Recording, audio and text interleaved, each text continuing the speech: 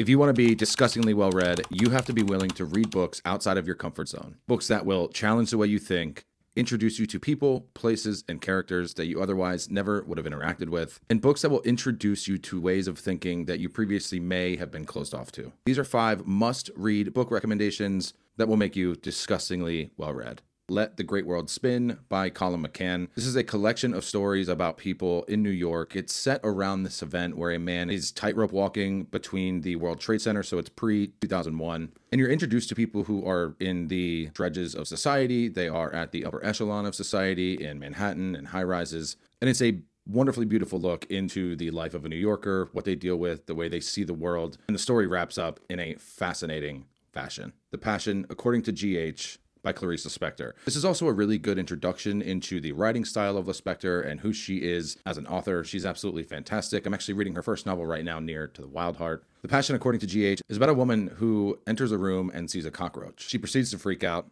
kills the cockroach. And that singular event transcends this thought in her about what is the meaning of life? Why is she superior to this cockroach? And it's a beautiful way to tell a story, and one that I certainly did not see coming, and is a fantastic foray into the meaning of life and how we value ourselves and who we are as people in our own minds. The Sea by John Banville. This is about a man who goes back to Ireland after the loss of his wife and is introduced to people who are also experiencing similar feelings at the same time. And so he utilizes this experience to connect with people that he otherwise wouldn't connect with. The prose in this book is absolutely beautiful. It is the driving force of this novel. Banville is very poetic and lyrical and has a flowery prose that I think some people would really appreciate. It can, to some people, be a little bit overdone, but I think it's masterfully done here. And anytime you win an award for a book, I think it says a lot about the work itself. Last Kind Words, Saloon, which is a fictional retelling about the friendship of Wyatt Earp and Doc Holliday. McMurtry introduces his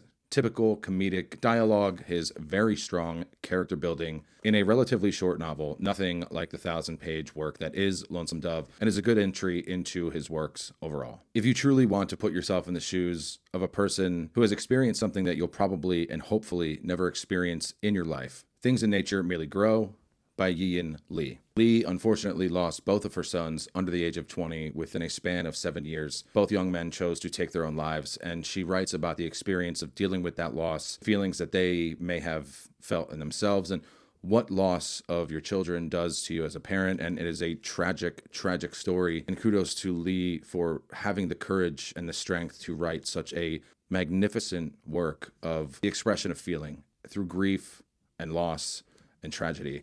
And it's something that I think everyone should read at least once.